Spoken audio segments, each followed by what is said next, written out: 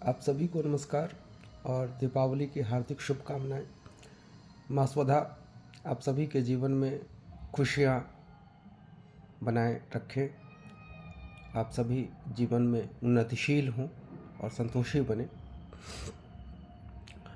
तो जयशंकर प्रसाद की कहानियों पर कल हमने बात की थी। आज एक डेढ़ मिनट का वीडियो अपनी बात पूरी करने के लिए। जयशंकर प्रसाद कथन से हटकर चित्रण की पद्धति अपनाते हैं, यानी वे भावों को कहते नहीं चित्रित करते हैं। प्रेमचंद और प्रसाद की भाषा शैली में यही अंतर है। प्रसाद मनुष्य के विरोध में खड़ी इतिहास की शक्ति और विडंबना पर व्यंग्य करते हैं। आकाशदीप कहानी इसका प्रत्यक्ष उदाहरण है। यदि हम आकाशदीप को पढ़ें तो हमें पता चलता है वे मनुष्य के विरोध में खड़ी इतिहास की शक्ति और विडंबना पर व्यंग्य करते हैं। अपनी रचना वस्तु के अनुरूप भाषा और शैली के विकास की चेतना प्रसाद में सर्वत्र दिखती है।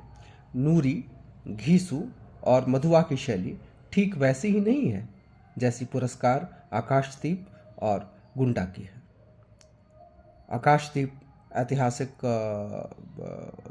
कहानी है, इतिहास का आधार लेकर के लिखी हुई कहानी है, तो उसमें तत्सम शब्दों का प्रयोग अधिक है। वही गुंडा में तत्सम शब्दों का प्रयोग कम है। मधुआ में भी तत्सम शब्दों का प्रयोग कम है।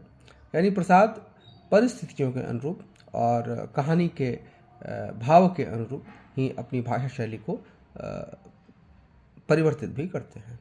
कुल मिलाकर यह कि अपनी रचनात्मक निष्ठा और सजग कलाबोध के कारण ही प्रसाद की कहानियाँ आज इतिहास की धरोहर मात्र होने से बची रह सकी हैं और प्रसाद हिंदी के प्रमुख कहानीकार माने जाते हैं और उनकी कहानियों की भाषा शैली को बाद के कई कहानीकारों ने श्रद्धेय मानकर, श्रद्धास्पद मानकर अपनाया है।